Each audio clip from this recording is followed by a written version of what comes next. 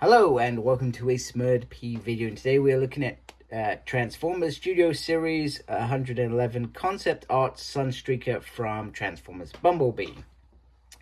So this is if Sunstreaker was in that film and in the colors that we would expect from a G1 movie character.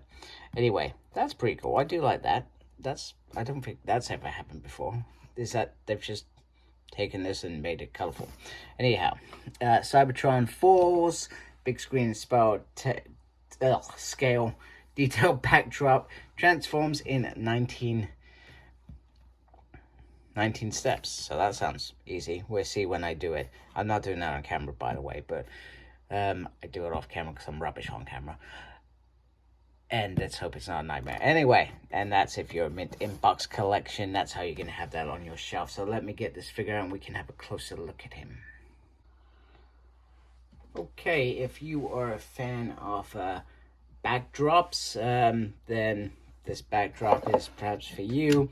I'm not a fan of them. I wish that they would give a little bit more thought about using them to create something big.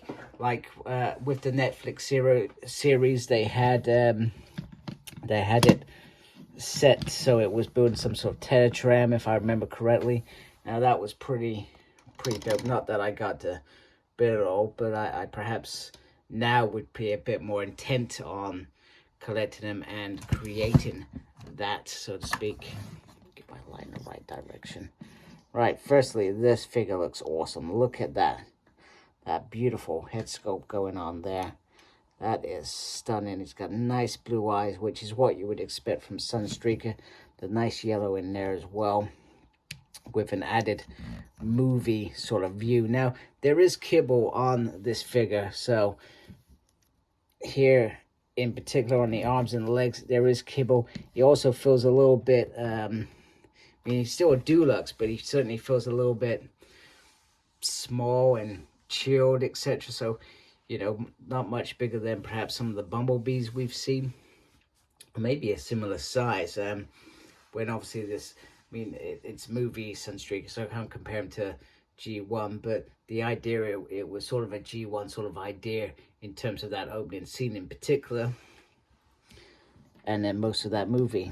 He has a nice little Autobot Sigma on there. And then just, as always, Transformers are always good, giving us little bits of detail. You know, that they didn't have to, but there is a lot of smoothness about this as well. And then around the back, you have the guns, and you have the wheels, which also look like he kept blast off. Probably just making stuff up, but that's what I would do if I was still playing with these toys like I used to when I was a child. So head can go round, can go up and down a little bit. Got a little bit of movement there, but like I said, lots of kibble, so that doesn't even get all the way around. It can, but you'll be forcing it. No movement on the hand as well. No real waist swivel. So articulation is very, very thin here in terms of that. And perhaps that's what I was perhaps alluding to unconsciously when I was talking about the figure thin small. In reality, it's around, he is restricted. It's got a nice little bit of movement there as well. So there we go. So here is where I think Sunstreaker has just a slight minor couple of issues from an articulation point of view. So he has these two great guns, and yes, you can get him into some pretty decent poses, but it's when you want to get those arms out shooting Deceptibots, etc., that it really, you start noticing the little bit of problems in terms of articulation. But I'm sure you can work around it and achieve it on your shelves. It's just not going to look as good, and it's because he's got these pieces here which will form part of the alt mode. But that doesn't take away how good this robot mode still looks. It still looks awesome. You've just got to pose the guns in perhaps a different way than perhaps you would have liked. Okay, the transformation is actually a lot of fun and really easy to do. One thing that I would have liked to see is a little bit more rolling in terms of the wheels. It sort of is difficult and could perhaps, I'm not saying it's going to damage your toy. It won't damage your toy. It's just, it would have been nice to have a little bit more free flowing clear between the bottoms, etc. But this looks really, really beautiful. Very, very smart. Very, very Cybertronian, but also very, very earthbound in terms of how Sunstreaker turns out. You can obviously have the guns on top, which looks pretty decent, and then underneath you've got that.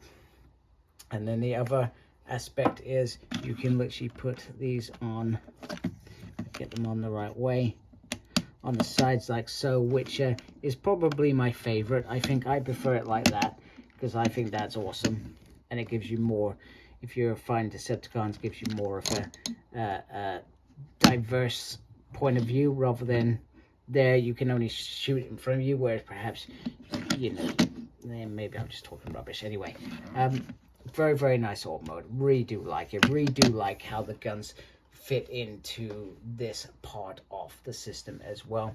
I think it's great. I think they've done a tremendous job in my mind. So there we go. There is Sunstreaker. So if you're collecting these from a Bumblebee collection, we've got quite a few now, so your shelf's probably going to be looking pretty decent. So anyway, I hope you like my video. If you do, please do support my channel by subscribing. Thank you for taking the time to watch this video. Make sure you look after yourself. Very important these days. Thank you to everybody that subscribed already, and embrace the geekiness. Take care. Goodbye.